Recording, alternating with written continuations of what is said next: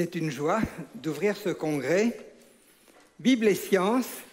Et on va commencer effectivement, comme l'a dit Nathalie, par se poser une question fondamentale sur nos origines. En fait, ça détermine tout. D'où on vient, où on va, c'est une question clé de l'existence. Cette question, elle est latente dans tous les cœurs. D'où venons-nous? Quelle est notre destinée? La vie a-t-elle un but, un sens? Beaucoup fuient ces questions de mille et une façons, mais elles finissent toujours par ressurgir à un moment de notre vie.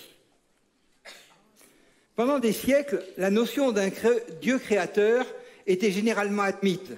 Par exemple, Blaise Pascal disait « La nature a des perfections pour montrer qu'elle est l'image de Dieu et des défauts pour montrer qu'elle n'en est que l'image. » Ou alors, Newton nous disait « Il y a des vérités à découvrir dans deux livres dont Dieu est l'auteur. Le livre des Écritures et le livre de la nature. » En fait, il y a 2 ans, notre Reagan disait « Toute la création est le CV du Créateur. » Et c'est rien d'autre que ce que dit la Bible. En effet, les perfections invisibles de Dieu, sa puissance éternelle et sa divinité se voient fort bien depuis la création du monde quand on les considère dans ses ouvrages.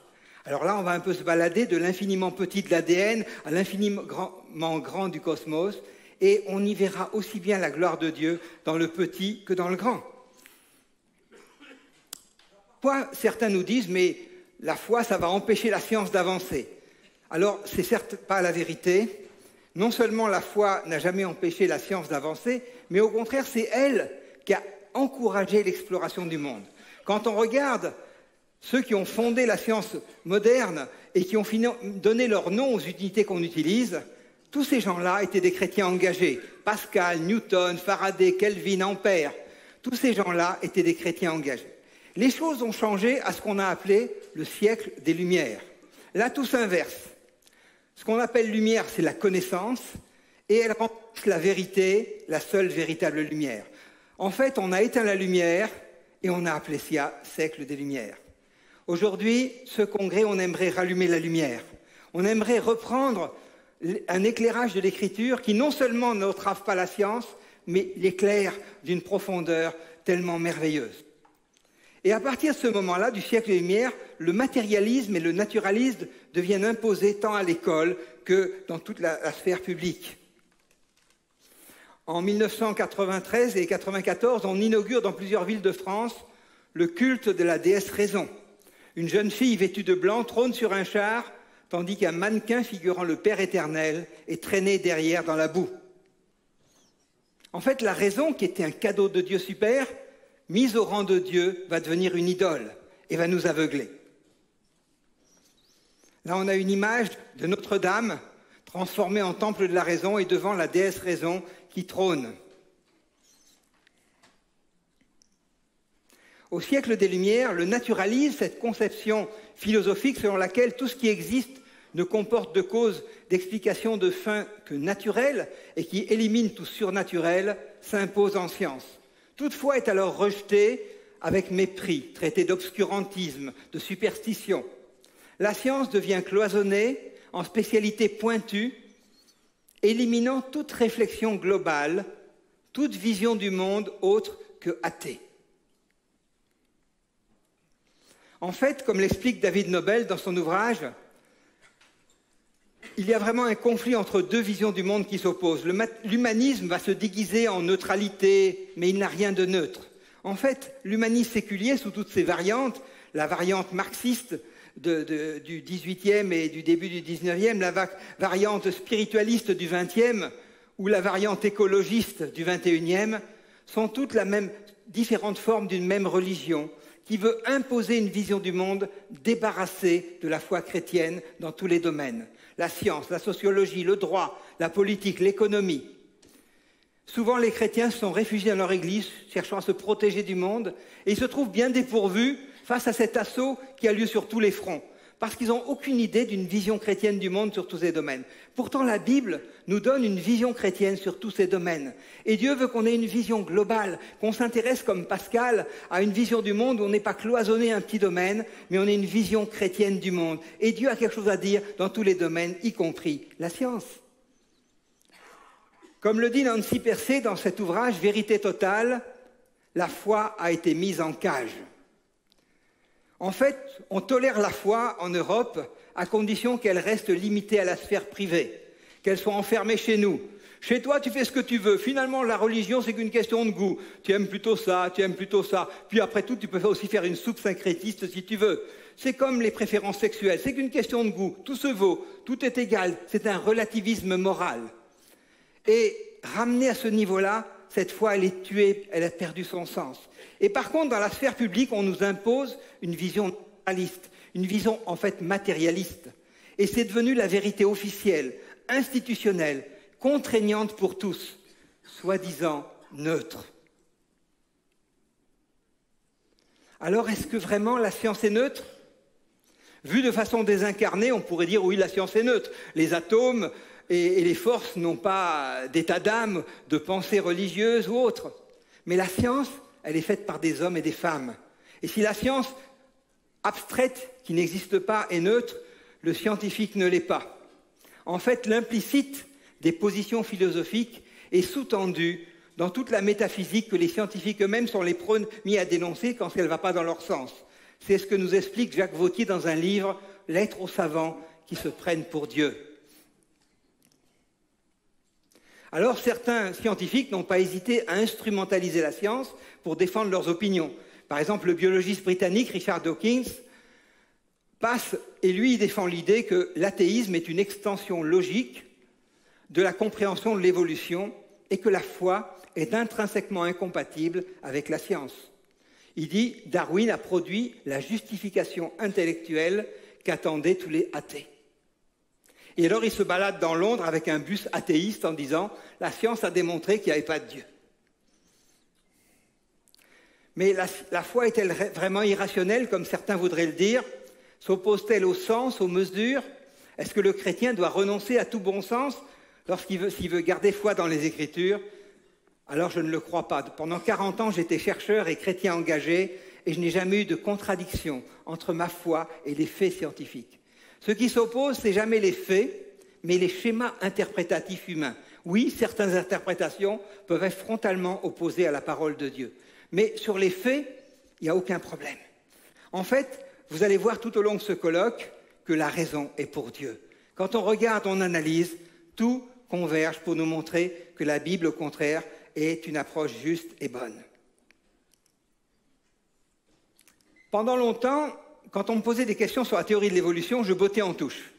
Je disais, vous savez, moi je suis physicien, je ne suis pas biologiste, ce n'est pas mon domaine. Je n'ai jamais cru un instant à l'évolution, mais je ne voulais pas croiser le fer avec des gens sur un domaine où je n'étais pas compétent. Et on m'avait tellement mis dans ce carcan, la foi doit être réservée au domaine privé, et tu dois rester dans ton domaine. Toi, tu es spécialiste du nucléaire, tu ne dois parler que du nucléaire. Et quelque part, je m'étais laissé enfermer dans ce dogme. Et c'est comme si Dieu parlait à mon cœur. Et il me disait, c'était en 2003, « Comment peux-tu me limiter à la sphère privée, moi qui fais briller la lumière du soleil dans les jardins publics comme dans les jardins privés ?» Et quelque part, Dieu me disait, « Ose s'intéresser à la biologie, à l'origine de la vie, même si tu n'es pas biologiste. Ose t'intéresser à la cosmologie, même si tu n'es pas un astrophysicien. » Alors, j'avais un peu l'impression d'être David contre Goliath. Oser questionner le dogme de l'évolution, quelle horreur. Mais je l'ai fait. Alors j'ai un peu regardé de plus près cette théorie. Cette théorie prétend que toutes les espèces vivantes, et l'espèce humaine comprise, procèdent d'une cellule primitive, cellule qui serait formée par le fruit du hasard des collisions atomiques, qui serait apparue, et qui se serait multipliée progressivement pour se transformer en se perfectionnant d'une étape à une autre, pour passer d'une bactérie à un poisson, puis ensuite, etc., à différents mammifères, puis à l'homme. Dans la théorie de l'évolution, ce n'est pas le fait que les choses évoluent qui pose un problème aux chrétiens. Mais c'est le paradigme, c'est-à-dire le système de pensée particulièrement pernicieux, que tout opère par hasard, sans but et sans sens. La vie n'a pas de sens, l'homme n'a pas de valeur. C'est aussi une théorie qui heurte le bon sens et la conscience humaine. Croire que la vie biologique peut être généré spontanément à partir de la matière inerte demande beaucoup de foi pour croire ça. Et puis croire qu'une bactérie se transforme en prince charmant avec juste du temps, encore du temps et toujours du temps, demande aussi beaucoup de foi. C'est aussi une théorie qui est en opposition frontale avec ce que la Bible nous enseigne. Dans la Genèse, Dieu créa les grands poissons, tous les animaux vivants qui se meuvent. Les eaux produisirent selon leur espèce tous ces grands poissons. Puis il créa aussi tout oiseau ailé selon son espèce. Donc, on voit que dès la création, Dieu crée plusieurs types de poissons, plusieurs types d'oiseaux ailés. Et puis de même pour les mammifères, de même pour les reptiles, plusieurs types, plusieurs espèces. Et enfin, l'homme, création spéciale à l'image de Dieu. Dieu créa l'homme à son image, il le créa à l'image de Dieu, il créa l'homme et la femme. Quand je regarde un enfant, qu'il soit blanc, noir ou jaune, je peux voir l'image de Dieu. Mais dans une bactérie, dans un singe, dans un dessin d'hominidé qui est issu de l'imaginaire de tel ou tel, je ne vois pas l'image de Dieu. C'est aussi une théorie aux conséquences morales et sociétales dramatiques. L'homme, perdant son privilège d'être à part, à l'image de Dieu, n'a plus de droits, pas plus de droits que tout autre mammifère, voire que toute autre espèce vivante. Et les impacts sociétaux, politiques, théologiques seront développés lors des conférences d'Éric Lemaître et de Pierre Hamé. Je passe donc rapidement là-dessus. Notons que malgré plus d'un siècle de matraquage où cette théorie nous est imposée dans tous les livres, les recueils, les films, les magazines, cette théorie rencontre bien des résistances. Là, je cite un site évolutionniste qui est là pour défendre cette théorie et qui écrit « La théorie moderne de l'évolution, fondée sur les travaux de Darwin, constitue une révolution mentale profonde pour notre représentation du monde, et cela pour au moins deux raisons. D'une part, certains de ces concepts sont contre-intuitifs, pour le moins qu'on puisse dire. D'autre part, son matérialisme heurte nos esprits façonnés par des siècles de pensée religieuse et d'anthropocentrisme, au point de rejeter des rejets passionnels, même chez les non-croyants.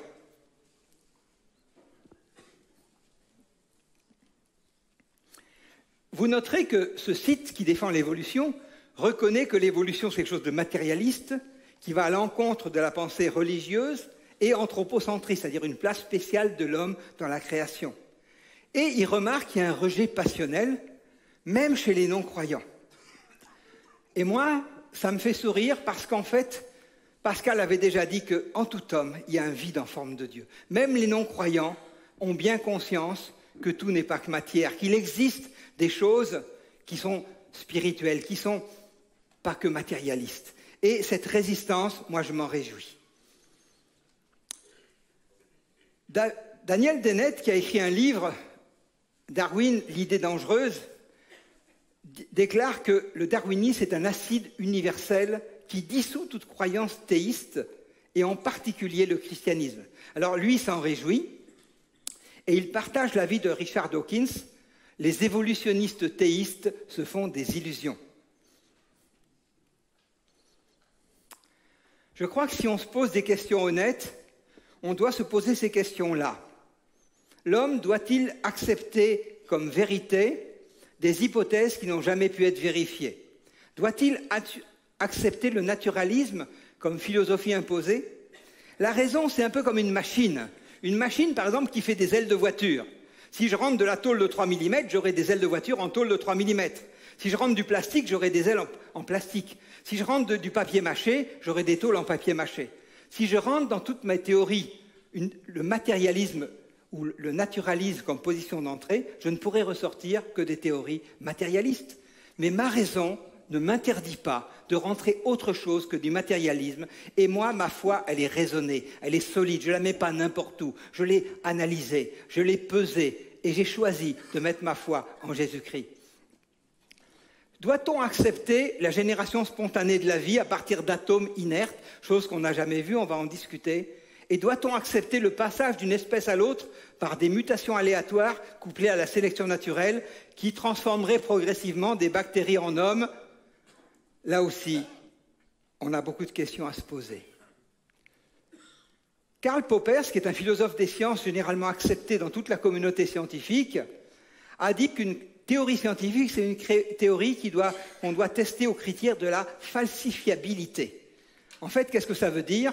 Ça veut dire que le critère de scientificité d'une théorie réside dans la possibilité de l'invalider, de la réfuter ou encore de la tester. Si je vous dis qu'avant le Big Bang, il y avait des petits hommes verts, ce n'est pas une théorie scientifique, parce que personne ne peut réfuter ni vérifier une pareille affirmation. Donc ça reste une élucubration d'Étienne Bernays, mais certainement pas une théorie scientifique. En fait, toutes les tentatives pour faire une génération spontanée de la vie ont échoué. Depuis plus de 100 ans, on a eu beaucoup de tentatives de mettre ce qu'on appelle une soupe primordiale. Imaginez comment était le monde au début, tous les atomes et les molécules qui étaient là en présence, rajouter de l'énergie, par exemple l'énergie électrique des éclairs. Et une des plus réussies date de plus de 50 ans. Stanley Miller a réussi effectivement, en faisant cette soupe cosmique, à créer quelques molécules qui se rassemblent et former quelques acides aminés. Est-ce pour autant que la vie est apparue? Certes non. C'est comme si je jette des lettres par terre au hasard et qu'il y a des aimants sur mes lettres pour qu'elles se collent les uns sur les autres. Eh bien, effectivement, peut-être quelques mots vont se former et je trouverai quelques mots du vocabulaire. Mais je ne trouverai pas une encyclopédie. Et en fait, on va voir tout au long de cette conférence que le vivant, c'est une encyclopédie et pas juste quelques acides aminés, quelques mots par-ci, par-là. Donc la vie n'a jamais été produite au laboratoire. De la même manière, on a essayé, par des mutations successives, d'accélérer ces mutations par des irradiations pour essayer de faire apparaître des organes et des espèces nouvelles. On a fait énormément de tentatives, notamment sur les mouches, sur les drosophiles, parce que c'est une espèce qui se reproduit vite, on peut avoir de nombreuses générations. Et qu'est-ce qu'on voit? À force d'irradier ces pauvres bêtes, elles perdent un œil, une patte, une aile, et parfois, une va naître qui a quelques malformations génétiques. Par exemple, ici, vous voyez une mouche qui a 2 paires d'ailes. Alors, c'est parfois présenté dans nos livres de sciences comme un exemple de l'évolution positive. Alors, c'est tous en être un. J'ai un de mes amis qui a eu un enfant qui est né, il avait 6 doigts à chaque main. Le professeur qui l'a vu à l'hôpital lui a pas dit « Ouais, super, l'enfant du 3e millénaire est arrivé, on arrive vers des surhommes ». Il a dit « Oui, c'est un défaut génétique bien connu et on va l'opérer et à 1 mois, on a enlevé le 6e doigt et tout est rentré dans l'ordre ». En fait, cette pauvre mouche, ce n'est pas un avantage parce qu'avec ses 4 ailes, elle ne peut pas voler. Et le premier prédateur qui va arriver, le premier oiseau, c'est elle qui va se faire bouffer parce qu'elle ne peut pas s'envoler. Donc c'est juste un défaut génétique de plus. C'est pour ça que le professeur Roberto Mattei écrivait dans une correspondance avec l'Europe « Le problème de la théorie de Darwin est qu'elle est moins qu'une hypothèse. Il s'agit d'une simple affirmation qui échappe à la méthode scientifique. L'évolutionnisme affirme que certaines espèces sont apparues sur Terre par l'effet du hasard et que des espèces déterminées descendent d'autres espèces. Ces affirmations, qui n'ont pu être ni vérifiées dans la nature, ni expérimentées au laboratoire, sortent donc du domaine de la science. En fait, de nombreux scientifiques ont remis en cause les bases de cette théorie. Par exemple, Lynn Margulis, qui était à l'Académie des sciences américaines, professeur de biologie évolutive, donc des gens qui ont passé toute leur carrière sur l'évolution, disait « La sélection naturelle élimine et peut-être maintient, mais elle ne crée pas. Les néo-darwinistes disent que de nouvelles espèces émergent lorsque des mutations se produisent et modifient un organisme. On m'a appris maintes et maintes fois que l'accumulation de mutations aléatoires a conduit à un changement évolutif qui a conduit à de nouvelles espèces. J'y ai cru jusqu'à ce que je cherche des preuves. » Et ne les ayant jamais trouvées, elle mettait au défi tous ses collègues biologistes moléculaires de citer une seule espèce, résultat du fruit de mutations qu'on puisse observer. Et son défi a tenu jusqu'à sa mort. De même, le paléontologiste David Ropp, qui était professeur au département de géologie de l'Université de Chicago, président de la Paleontological Society et ancien doyen des sciences au Field Museum de Chicago, disait « Il n'y a aucune transition évolutive nulle part dans les fossiles. » Darwin avait dit « Voilà, on a plein de fossiles, enfin on a quelques fossiles, Et si ma théorie est vraie, dans le futur, on va en trouver des quantités, et alors on trouvera toutes les espèces intermédiaires qui prouveront que ma théorie est vraie. Et si on ne les trouve pas, il faudra renoncer à ma théorie.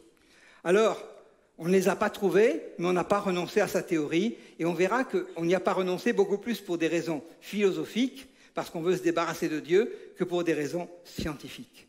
Ce même David Rope, à ce sujet, disait, là il l'écrivait il y a 30 ans, mais il disait, eh bien nous sommes environ 120 ans après Darwin, et la connaissance des archives fossiles est considérablement développée.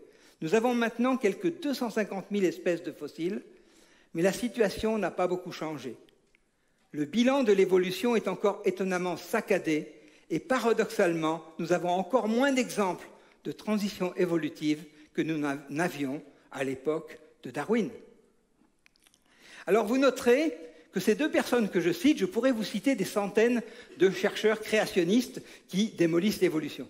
Mais j'ai choisi de n'en citer que deux évolutionnistes au départ, des gens qui ne sont pas chrétiens et qui ont passé toute leur carrière sur une chaire de l'évolution. Et qui, à la fin de leur carrière, disent qu'il y a problème. Il faut qu'on remette en question ces choses-là parce qu'on ne voit pas ce qu'on a cherché toute notre vie. Et après sa mort, il y a quelques années, l'Académie des sciences américaines a écrit un petit mémoire sur David Rope. Et dans ce mémoire, qu'est-ce qu'on lit? Dave n'était pas un créationniste, mais il respectait des points de vue différents. Et il était frustré par le fait que certains de ses collègues n'essayaient même pas de comprendre les principes de base du créationnisme. Dave était un homme honnête et intègre. Et j'aime ces gens qui ne pensent pas comme moi, qui ne partagent pas la foi, mais qui cherchent à partager des faits objectifs.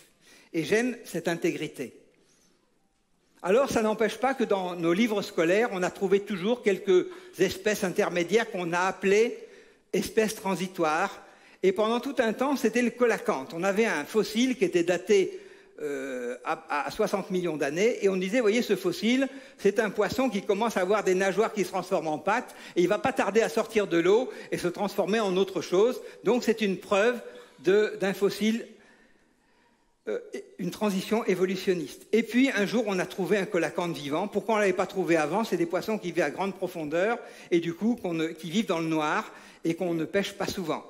Mais quand on regarde le colacanthe d'aujourd'hui, eh bien, il est exactement pareil que le fossile daté en millions d'années. En fait, on voit la stabilité des espèces et non pas une quelconque transition évolutionniste.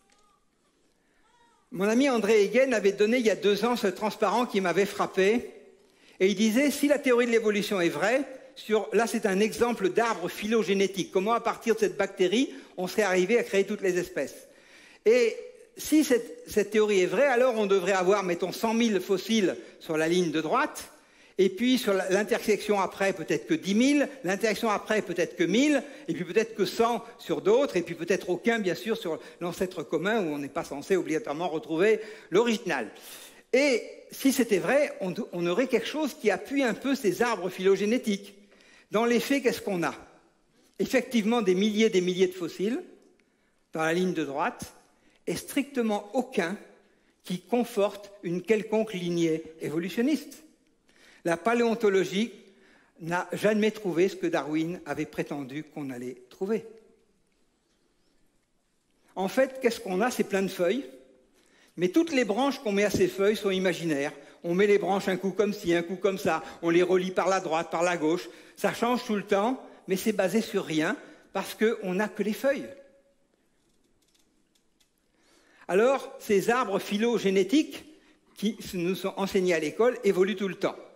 Moi, j'ai appris plutôt celui avec le singe, celui en haut à gauche. Mes enfants ont appris peut-être celui du milieu ou celui de droite. Mes petits-enfants ont appris celui en dessous. Et certains professeurs de SVT me disaient que maintenant, la dernière mode, c'est de les faire tout rond, parce qu'il ne faut surtout pas que l'homme soit en haut de la série évolutive. Et pour le ramener au même niveau que n'importe quelle espèce, on va le mettre en rond. Et donc, c'est la dernière génération d'arbres phylogénétiques. En fait, d'ailleurs, ces classifications, j'ai mis quelques trucs qui m'ont amusé. Dans le passé, on avait le colacanthe qui était dans la famille des poissons. Il paraît que maintenant, dans la nouvelle classification, il faut mettre l'homme avec le colacanthe et la truite à part. Il paraît maintenant que dans la nouvelle classification, le bouleau est plus apparenté au haricot qu'au platane. En tout cas, c'est ce qu'écrit Guillaume Lecointre. Moi, ça m'a fait rire. Je pense que des fois, un peu d'humour, ça fait du bien. En fait, cette théorie est sans cesse remise en question par la science, parce que dès qu'on fait un arbre, la science montre que la branche ne marche pas. Pendant longtemps, notre arbre, on descendait du singe. Et puis un jour, on a montré que l'homme était antérieur au singe. Alors ce journal, Philosophie des sciences, avait fait une petite page de garde un peu pleine d'humour, et il avait marqué le singe descend de l'homme, alors si l'homme ne descend plus du singe. Et c'était un peu pour se moquer de nos changements, qui fait qu'après avoir fait une certaine lignée, après les choses changeaient. En fait, Yves Coppens, qui a écrit un ouvrage qui défend à fond l'évolution, mais qui en fait à la fin dit des choses que je trouve fort intéressantes à la fin de son ouvrage. Il dit la paléontologie, de par la nature fragmentaire de son information, a en plus l'extraordinaire devoir d'imaginer. Ça veut dire qu'on ne trouve jamais un squelette bien constitué, tout prêt à l'usage avec une datation. On va trouver un os par ici, un petit bout de crâne par là, et puis, en fonction de la profondeur où on l'a trouvé, par des raisons de symétrie, en appuyant sur telle ou telle théorie, on va reconstituer l'animal à partir de ces quelques fragments. C'est pour ça qu'il dit la part qu'elle emprunte à l'hypothèse est immense. Et là où je suis pleinement d'accord avec lui, et il dit c'est peut-être d'ailleurs cette importance de l'imaginaire qui fait qu'elle fascine. Mais, comme il le dit, ces arbres sont principalement liés dans notre imaginaire. C'est comme ça qu'on nous a présenté Lucie comme la grand-mère de l'humanité, et puis qu'en 99, Science et Vie titrait Adieu Lucie. Parce que le même Yves Coppens qui avait découvert Lucie avec d'autres nous disait non, finalement, Lucie n'a plus rien à voir avec les lignées de l'humanité. Alors les scientifiques sont tous d'accord là-dessus, mais tous les journaux, toutes les revues, tous les musées ont conservé Lucie, grand-mère de l'humanité. On le conserve non pas parce que c'est un fait scientifique, mais parce qu'on veut faire passer une idée philosophique.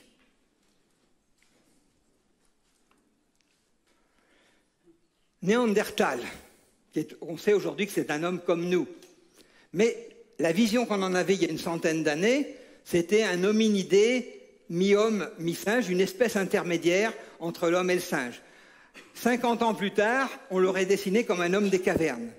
Et aujourd'hui, grâce à la génétique, grâce à l'ADN, on peut reconstituer beaucoup mieux Néandertal. Et qu'est-ce qu'on voit? Eh bien, c'est un homme comme nous, avec la peau, les cheveux et les yeux clairs. S'il était dans cette salle, pour peu qu'il s'habille un petit peu, personne ne le remarquerait particulièrement. Il y a un médecin légiste qui a fait un travail intéressant. Et il a reconstitué, à partir d'un vieux crâne daté à 5500 ans, le visage de l'homme. Mais au lieu de le confier à un paléontologue qui aurait fait un homme des cavernes, il l'a confié à un médecin légiste pour qu'on nous reconstitue le bonhomme sur la scène du crime. On dit, voilà, on a trouvé ça, reconstituez-moi. Et à partir de la génétique, à partir de l'ADN, eh bien, il a reconstruit. Et il a reconstitué comme il a pensé. Et qu'est-ce qu'il a fait? Il a fait cette figure en cire qui est sur cette image. Parce qu'en fait, la reconstitution des tissus mous dépend du point de vue. Nous, tout ce qu'on a, c'est les ossements. Alors là, on a donné à un homme qui avait un point de vue moderne, il reconstitue à la façon moderne. Si on l'avait donné à un paléontologiste qui a une reconstitution imbibée de tous les hominidés qu'il a dessinés, il l'aurait dessiné autrement. Donc, beaucoup de prudence avec les reconstitutions, car la paléontologie ne donne pas les tissus mous. Mais aujourd'hui, la génétique nous donne beaucoup d'informations, même sur les tissus mous. Alors, bien sûr, on est dans un monde qui évolue. Il n'y a aucun problème là-dessus. La matière évolue, le vivant aussi, bien sûr. Chaque être humain grandit, vit, meurt. Eh bien, le monde, c'est pareil. Le monde a eu une naissance, il grandit, il vieillit, il aura une fin. Et la principale cause de la diversité, c'est le brassage génétique.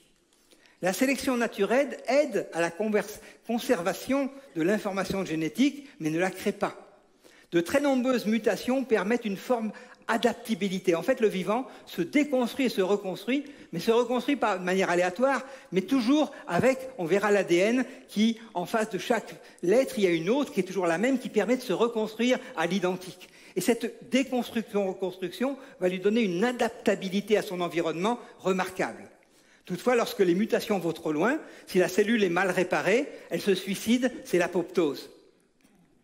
Et si elle va trop loin dans l'espèce, eh bien, l'espèce ne se reproduit plus et va disparaître. C'est le cas, par exemple, des OGM hybrides.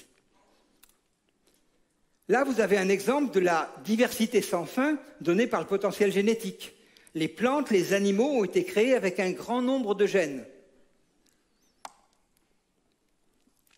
Ce grand nombre de gènes donne à une espèce son potentiel génétique, le potentiel de produire une variété de types à l'intérieur de l'espèce, de s'adapter à une grande variété d'écosystèmes et d'assurer la survie de l'espèce au travers de la sélection naturelle.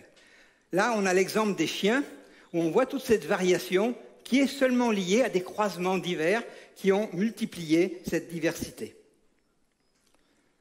Une autre raison pour laquelle le monde évolue, c'est que Dieu nous a fait à son image créateur, il nous a fait intelligents, il nous a fait avec une capacité de créer.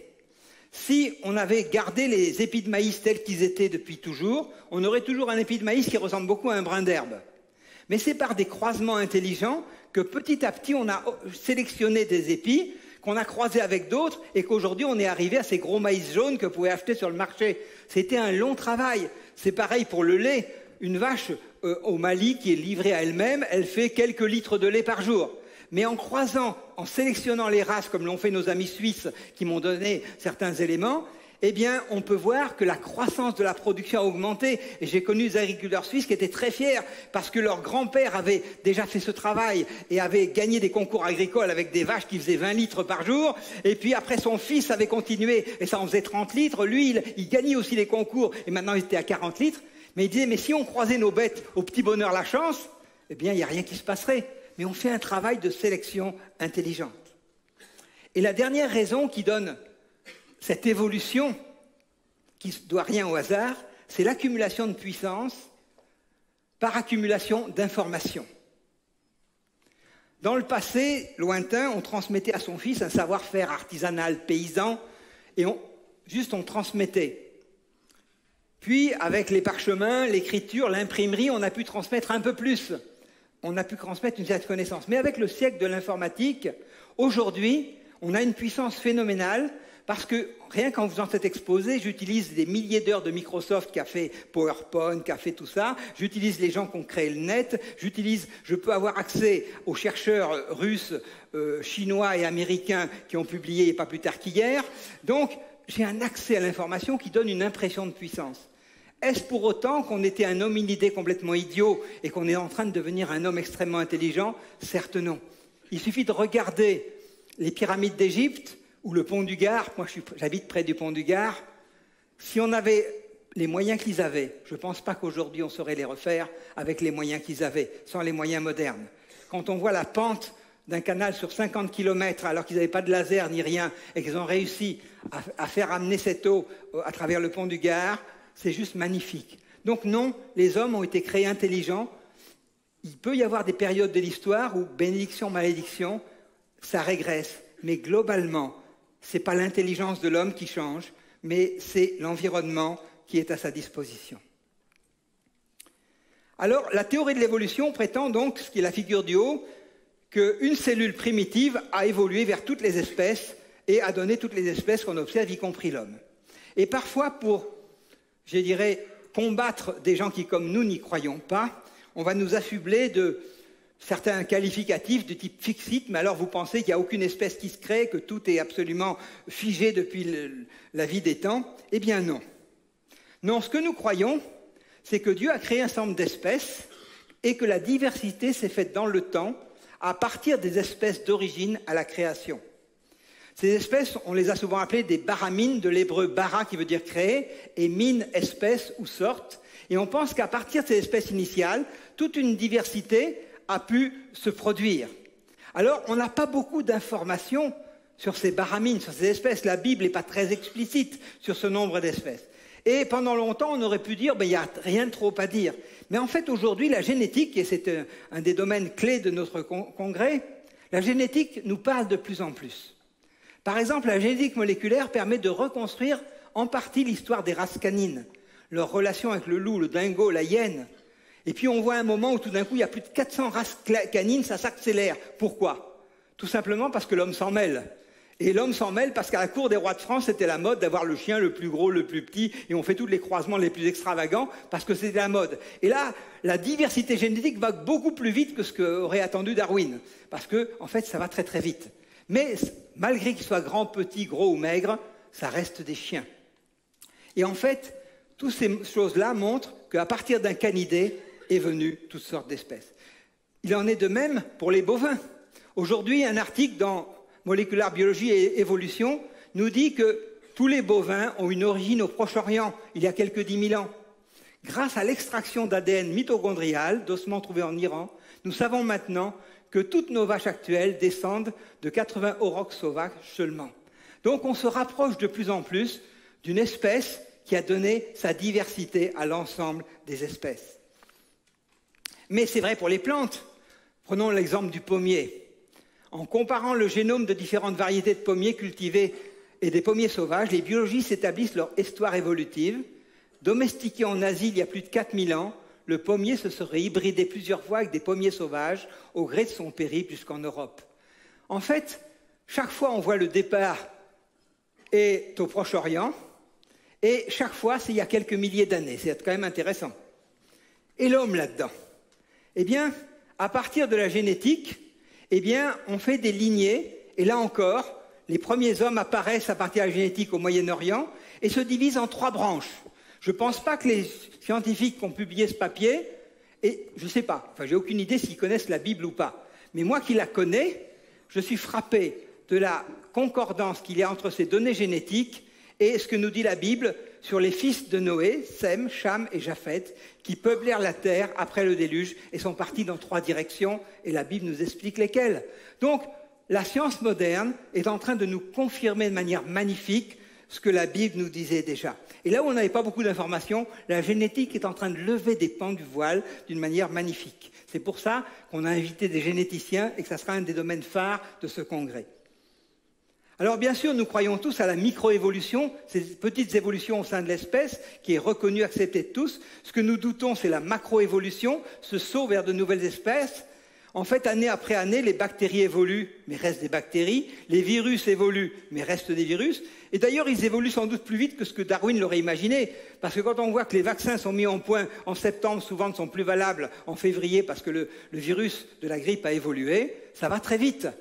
Mais malgré que ça va très vite, les virus restent des virus. La sélection naturelle et l'adaptation préservent les formes de vie plutôt qu'elles n'en produisent de nouvelles.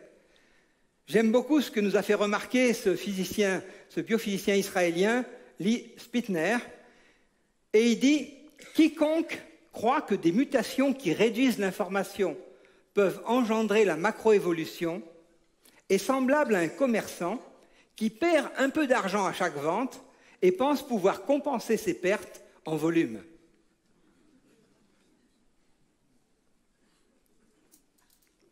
En fait, non seulement on ne voit pas les espèces transitoires, mais au contraire, ce qu'on voit, c'est une remarquable stabilité des espèces.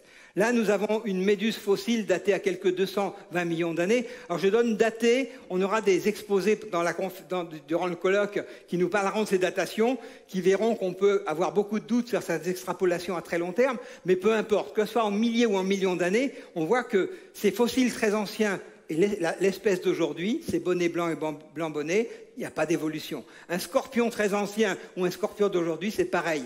Un crocodile daté à 150 millions d'années en fossile et un crocodile d'aujourd'hui, pas de changement. Une antilope, un lapin, une fougère, pas de changement. On a au contraire une remarquable stabilité d'espèce. Non seulement stabilité de l'espèce, mais même de leur mode de vie. Là, on a saisi dans l'ambre une scène de chasse où des fourmis vont attaquer une termite. Eh bien, c'est exactement comme ça se passe aujourd'hui. Cet article de Science était scotché de dire cette scène d'attaque a été figée par une coulée d'ambre. Eh bien, on la retrouve après, ce qu'ils pensent 10 millions d'années, exactement comme ça se produit aujourd'hui. Non seulement l'espèce n'a pas évolué, mais sa vie sociétale reste la même. C'est vrai pour les poissons aussi. Moi, quand j'ai vu cette image, j'ai cru que c'était un banc de poissons. Eh bien non, c'est un fossile daté à 50 millions d'années. On dirait qu'ils sont vivants.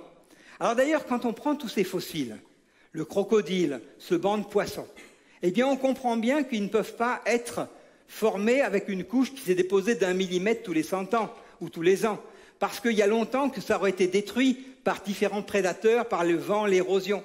Donc on voit bien que ces fossiles, comme un crocodile entier ou une antilope entière, sont liés à un événement catastrophique comme la coulée d'ambre qui tout d'un coup va se figer en un seul moment l'ensemble de ces espèces et de ses collègues. Alors maintenant parlons un peu de l'ADN. L'ADN, c'est la base dont on va beaucoup parler en génétique, c'est la base de l'information qui est dans notre cellule. C'est d'abord une quantité d'informations absolument gigantesque. 1 million de gigabits par centimètre cube d'ADN. C'est un volume 10 milliards de fois plus dense que le meilleur de nos CD. C'est, pour le génome humain, quelques 3 milliards de bases de lettres A, C, G, T. Ça veut dire que le nombre de combinaisons possibles, c'est 4 à la puissance 3 milliards. Ce chiffre est absolument faramineux. Ça fait 10 à la puissance 18 000. Un chiffre comme ça veut dire qu'il n'y a aucune chance, même sur des milliards d'années, que ça se produise par hasard. C'est un chiffre, le nombre de combinaisons est absolument ahurissant. Mais l'ADN, ce n'est pas seulement un système de stockage d'informations génial, mais le fait qu'en face d'une lettre, il y ait une autre qui est toujours la même, et cette forme en forme d'hélice va permettre de se dupliquer et de s'auto-réparer. Lorsqu'il y a un défaut, il va savoir qu'est-ce qu'il faut réparer en face en regardant ce qu'il y a de l'autre côté. Et donc, c'est vraiment une conception absolument géniale pour stocker cette information, pour la dupliquer, le vivant se reproduit, et pour la réparer.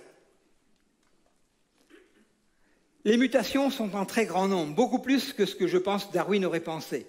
On calcule que le simple maintien du corps à 37 degrés conduit à l'apparition de 20 000 à 40 000 cassures d'ADN et 10 000 disparitions de base par cellule et par jour. C'est fantastique, c'est énorme. Depuis que je suis là, je ne compte pas le nombre de bases depuis que je vous parle. Mais ce qui est extraordinaire, et mon corps devrait être détruit par toutes ces mutations, mais ce qui est merveilleux, c'est que l'organisme se répare merveilleusement. Et au fait, à ça se rajoutent les produits extérieurs. Par exemple, 1 heure de bain de soleil, ça va rajouter 60 à 80 000 pontages de base par cellule. Mais l'organisme les répare avec un taux de succès de 10 à la puissance 18. Ça veut dire qu'il fait un sans faute 1 milliard de fois. Il n'y a aucune usine qui est capable de faire un sans faute comme ça. 1 milliard de fois. Et puis quand, après 1 milliard de fois, il peut y avoir un loupé, il y a encore un mécanisme magnifique qui s'appelle l'apoptose. La cellule mal réparée se suicide pour ne pas développer un problème dans le corps. Donc c'est un organisme absolument génial qui se répare et s'adapte en permanence. Alors il y a une dizaine d'années, on nous disait que les gènes du chimpanzé et de l'homme se ressemblaient à 98,8% et que l'homme et la souris étaient à 99%. Alors je faisais remarquer à cette époque-là aux gens qui faisaient ça, alors pourquoi vous mettez le chimpanzé si la souris c'est plus près? Si vraiment ce qui vous pousse c'est la proximité en termes de génome, vous auriez plutôt dû mettre la souris. Mais je reconnais que ça aurait fait un peu tâche dans la fresque évolutive, donc je peux comprendre qu'ils aient choisi le chimpanzé. Mais en fait aujourd'hui on peut balayer tout ça. Pourquoi? Déjà à cette époque, 1 ou 2%, ça pouvait paraître faible. On peut dire oui quand même les génomes sont très communs. Mais quand on voit qu'il y a 3 milliards de bases, 1% c'est 3 millions.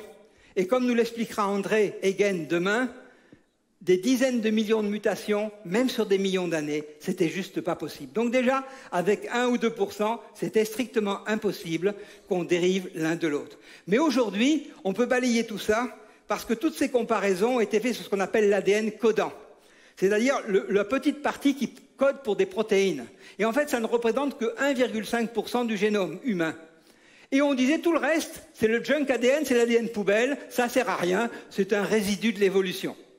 Alors depuis, on est revenu sur cette affirmation qui m'a toujours paru douteuse, parce que moi je ne pense pas que Dieu ait fait beaucoup d'ADN poubelle, et on se rend compte que ça n'existe pas, et ça sera développé demain dans un des exposés, et on nous montrera plus en détail qu'en fait, tout cet ADN qui était appelé poubelle, en fait, code pour des tas de choses extrêmement intéressantes, et que si on veut faire des comparaisons, il faut faire sur la globalité du génome. Et dans ce cas-là, la comparaison avec le chimpanzé n'est plus que de 85%, celle avec la poule de 65%, celle avec la banane de 50%. Ce qui ne veut pas dire qu'on descend de la poule, de la banane ou du chimpanzé, mais qui veut dire tout simplement que notre créateur génial a utilisé le même système de stockage d'informations pour créer la banane, pour créer la poule, pour créer le singe et pour créer l'homme. Et que c'est un système génial. C'est pour ça que même les politiques ont déclaré, lorsqu'on a décodé le génome humain, aujourd'hui nous apprenons la langue dans laquelle Dieu a créé la vie. Alors quand on vous dira ça descend parce que ça se ressemble, n'y croyez pas. Les similitudes ne sont pas des preuves de l'évolution, mais indiquent un concepteur unique. Alors maintenant, parlons un peu de cosmologie.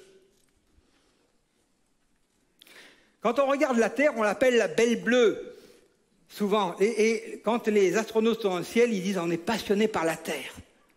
Pourquoi? Parce que c'est la seule qui a de l'eau libre en grande quantité. Dans le cosmos, il y a de l'eau, mais la plupart du temps, c'est de la glace, comme les anneaux de Saturne, ou de la vapeur, parce qu'il fait très très chaud près des étoiles et très très froid partout ailleurs. Mais de l'eau libre en quantité importante comme nous avec nos océans, on n'en trouve pas. Et puis la Terre est dans le système solaire, tout bouge. Je ne discuterai pas sur la Terre qui tourne autour du Soleil ou l'inverse, parce que tout ça pour un physicien c'est un faux problème, c'est qu'un changement de repère. Si vous voulez savoir les trains qui vont entre Avignon et Mulhouse, il vaut mieux mettre le repère sur la Terre. Si vous voulez savoir les marées, il vaut mieux le mettre sur le Soleil. Mais si vous vous intéressez au trou noir, le mettre sur le Soleil, ça n'a pas plus d'intérêt que le mettre partout ailleurs. Donc on verra que tout est en mouvement. Le Soleil lui-même tourne autour d'un centre et il met un temps extrêmement long pour faire un tour. Mais ce Soleil, il est dans une galaxie. Notre galaxie, c'est la Voie lactée, qui contient à peu près 140 milliards de soleils. Et il tourne lui-même autour d'un centre à 200 km par seconde, en 200 millions d'années. Donc, en fait, tout est en mouvement, tout nous émerveille. Et au-delà de notre galaxie, il y a d'autres galaxies qui elles-mêmes tournent et bougent, etc. Et alors, face à tout ça, il y a deux approches possibles. Et j'ai bien aimé un livre de Hubert Reeves, parce que dans ce même livre apparaissent les deux approches quelque part. Quand on lit le début, on lit ce livre, ça s'appelle Poussière d'étoiles, ce livre. Ce livre vous détecte une ode à l'univers. J'ai tenté de rendre hommage à sa splendeur, son intelligibilité, d'exprimer à la fois sa créativité, son inventivité, sa beauté et sa richesse. J'ai voulu donner à contempler et à comprendre. Quand on lit ça, tout te parle d'un créateur. Tout émerveille. Regardez sa splendeur, son intelligibilité, sa créativité, son inventivité, sa beauté, sa richesse. Et puis il continue son livre et il finit. Mais finalement, nous n'habitons pas le centre du monde, mais une toute petite planète minuscule au milieu d'une étoile banale, comme il y en a des milliards d'autres dans notre galaxie. Nous ne sommes rien que de la poussière d'étoiles. Et donc, finalement, entre le début et la fin du livre, on va voir le point de vue émerveillez-vous de la création et le point de vue nous sommes néants. Et je pense qu'il a oscillé, ce monsieur Reeves, entre les deux points de vue pendant tout un temps. Malheureusement, je crains que c'est le dernier aujourd'hui qui gagne, parce que la pression du monde est très forte. Si on n'a pas Jésus, c'est difficile d'y résister. Moi, je pense qu'il y a un point de vue qui est celui de la Bible, qui est celui de s'émerveiller. Les cieux racontent la gloire de Dieu et l'étendue céleste annonce l'œuvre de ses mains. Ou alors, comme David, dire « Tes œuvres sont admirables et mon âme le reconnaît bien. » Alors, l'autre point de vue, c'est de dire, finalement, alors le Big Bang déjà, cette théorie, le modèle standard, c'est quoi? C'est que pendant longtemps, on a pensé que rien ne bougeait, l'univers était stationnaire, et puis un jour, il y a des gens qui ont vu que l'univers était en expansion. Alors il y a quelqu'un qui a réfléchi, il dit si maintenant il est en expansion, ça veut dire qu'avant il s'est rétréci. Donc avant il était de plus en plus petit, et finalement à un moment il devait être un point singulier, et au début les physiciens n'y ont pas cru, et se sont moqués de lui. D'ailleurs, c'était un moqueur qui, un jour à la BBC, pour se foutre de Georges Lemaître, qui défendait cette idée, avait dit, mais son truc, là, vous voulez appeler ça, tu crois, une espèce de Big Bang. Et en fait, l'expression est restée d'un Big Bang. Et puis finalement, on a conforté par des mesures que l'univers est en expansion, et c'est devenu le modèle standard. Mais là, l'approche est un petit peu comme dans la théorie de l'évolution. Au lieu de s'émerveiller de la création et de beaucoup de choses que la science nous permet d'apprendre, si on veut faire une science sans Dieu, qu'est-ce qu'on dit? Eh bien, on ne sait pas comment est venu le Big Bang, comme la première cellule, comment la vie est apparue, on n'en sait rien, mais c'est apparu comme ça, tout à fait par hasard, et puis tout a évolué par hasard, uniquement conduit par 4 forces qui sont complètement neutres et aveugles. C'est la force de la gravitation, la force électromagnétique, la force nucléaire faible et nucléaire forte, qui finalement régissent la matière, et il n'y avait rien d'autre. Alors, bien sûr, ces forces sont réelles et ces forces agissent, mais à mon sens, pas seulement. Et on va regarder la suite. Le premier jour de la création, avant la théorie du Big Bang, tout le monde pensait que l'univers était considéré comme immuable et éternel. Seule la Bible nous disait que la création ne marque pas seulement le commencement de l'espace, mais aussi de la matière et du temps. Et moi-même, j'y croyais uniquement parce que j'étais chrétien.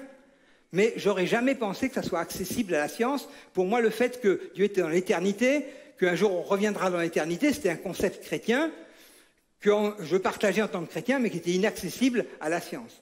Et moi-même, j'ai été scotché lorsque j'ai commencé à avoir quelques cours sur ces domaines-là. Et parce qu'en fait, le Big Bang, c'est un séisme pour les athées, comme le dit Arno Penzias. Arno Penzias, c'est un prix Nobel de physique qu'il a eu en 1978. Et il nous dit quoi? L'astronomie nous conduit vers un événement unique, un univers créé à partir de rien, avec juste le délicat équilibre nécessaire à l'apparition de la vie. Un univers qui obéit à un plan sous-jacent. On pourrait dire un plan surnaturel.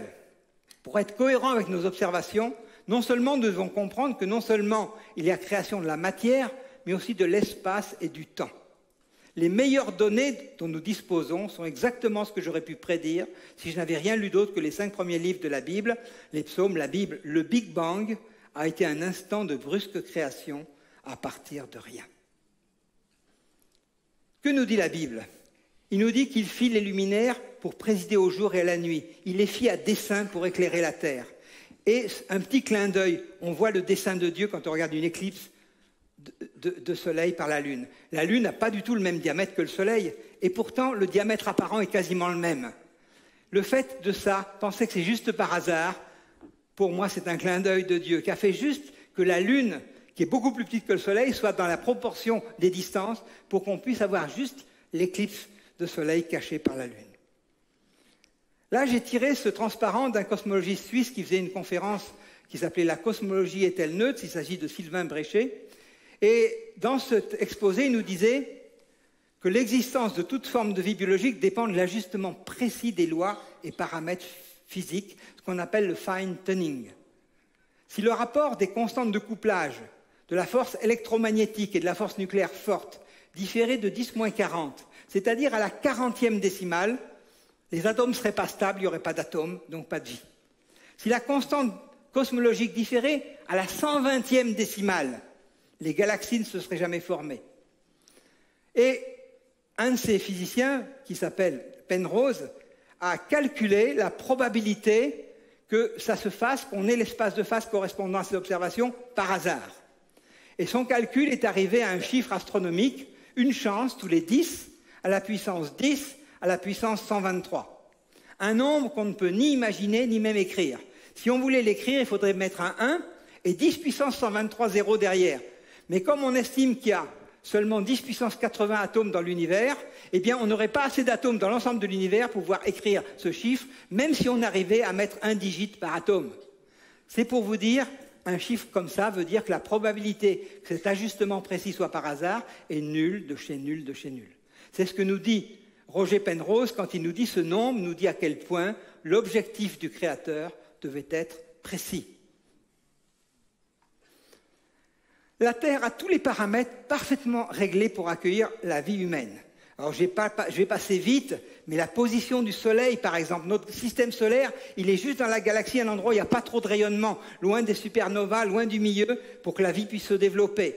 La masse de la Terre, si la Terre était toute petite, peu de gravité, comme sur la Lune, pas d'atmosphère, on ne respire pas. Une énorme gravité, comme sur Jupiter, les gaz qu'on a, c'est l'hydrogène, l'hélium, on ne vivrait pas. Mais la Terre a juste la bonne masse pour retenir l'oxygène, l'azote. Pas que l'oxygène, parce que si on était 100% oxygène, on brûlerait, ça serait trop oxydant. Mais juste l'oxygène et l'azote, juste la bonne masse. La bonne distance, parce que si on était 10% plus près du Soleil, l'eau serait vapeur, on n'aurait pas de vie, mais 10% plus loin, l'eau serait glace, pas de vie. La présence de la Lune qui stabilise l'inclinaison de la Terre et donc stabilise les saisons. La présence de Jupiter qui divise par 1000 le nombre d'astéroïdes qui frappent la Terre.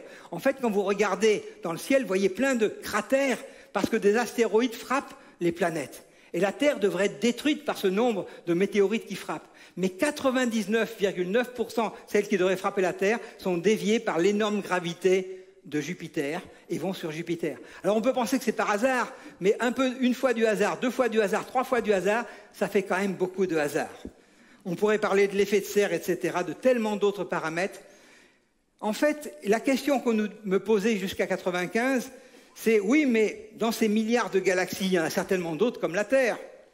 Quand vous aurez découvert les exoplanètes, vous verrez qu'on en trouve d'autres. Moi, j'y croyais pas vraiment, mais scientifiquement, j'avais rien à dire, puisque j'avais pas été là-bas. Et puis, en 95, on a découvert la première exoplanète. Et puis, on en découvre à peu près 1 par semaine depuis. Et quand on lit ce que nous disent les physiciens à ce sujet-là, ils disent la première surprise de ces premiers milliers de découvertes, c'est l'extraordinaire diversité des exoplanètes, des architectures et des systèmes dans lesquels elles prennent place. Comprenez par là, dit de manière feutrée, que c'est des atmosphères toutes plus agressives les unes que les autres, dans lesquelles il n'y a strictement aucune chance d'y trouver la vie humaine. Et en fait, une fois de plus, cela confirme ce que la Bible dit, les cieux sont les cieux de l'Éternel, mais il a donné la terre aux humains. La terre, tout est parfaitement réglé pour accueillir la vie humaine. C'est en accord avec ce que dit la Bible. Voici ce que le Seigneur déclare, lui qui a créé le ciel, lui le Dieu qui a fait la terre, qui l'a façonnée et consolidée. Il ne l'a pas créée vide, mais il l'a faite pour être habitée. Et habitée par la vie humaine, bien sûr. Parce que la théorie de l'évolution a voulu nous faire croire que si on découvrait une bactérie sur Mars, ça serait y trouver la vie. Mais la vie humaine, la vie d'un animal, la vie d'une bactérie, ça n'a rien à voir. La Bible nous enseigne qu'il y a une vie biologique, des plantes, des bactéries, du corps, une vie psychique, des animaux, mais on a aussi, nous les hommes, une vie zoé, la vie de l'esprit qui nous différencie des animaux. Comme l'a dit Pasteur, un peu de science éloigne de Dieu, beaucoup de science y ramène. Le mythe du hasard, aujourd'hui, est mis à mal par tous les outils extraordinaires de la science moderne. La complexité irréductible de la vie, découverte par les biologistes, la cellule qui est cet organisme si complexe, qui est une véritable usine, qui ne peut pas exister s'il manque une pièce, il se serait suicidé, il n'existerait pas. Donc il faut qu'il y ait tout pour que ça marche. Une seule protéine, les conditions extraordinaires du Big Bang ayant permis le développement du système solaire, l'unicité de la Terre au milieu d'une multitude de planètes développant une diversité extraordinaire. S'il y a un siècle, la Bible et la science pouvaient paraître contradictoires, les grandes découvertes scientifiques de la fin du XXe et du début du XXIe nous rapprochent toutes de la pensée biblique, bien plus qu'elles ne nous en éloignent. Pour celui qui veut bien le voir, toute la création parle du Créateur. L'infiniment grand, l'infiniment petit, la merveille de l'ADN, tous les paramètres de la Terre exactement adaptés à la vie humaine, mais c'est l'orgueil de l'homme qui rend son écoute endurcie. En effet, seuls ceux qui ont cherché de tout leur cœur sont devenus chrétiens. Dieu dit par son prophète Jérémie, « Vous me chercherez et vous me trouverez, si vous me cherchez de tout votre cœur. » Mais l'orgueil de l'homme est souvent l'obstacle. Comment pouvez-vous croire, vous qui tirez votre gloire les uns des autres, et ne cherchez pas la gloire qui vient de Dieu seul, demandait Jésus. Alors, pour conclure, je dirais que Dieu a créé le monde et nous l'a donné en partage. Il nous a donné des sens et une intelligence pour l'explorer, et à travers sa création, révéler qu'il y a un Dieu créateur, nous donner envie de le connaître. Il nous a donné sa parole, la Bible, et un cœur pour le connaître par la foi. Il nous a donné Jésus-Christ pour que nous ayons la vie de Dieu en nous. Les faits scientifiques et la parole de Dieu ne s'opposent pas, mais se complètent, car ils viennent d'une source unique. La Bible ne pose aucun problème aux scientifiques chrétiens. Ce sont les théories des hommes qui s'opposent à la parole de Dieu, car en fait, l'homme est rebelle et s'oppose à Dieu. Je vous remercie.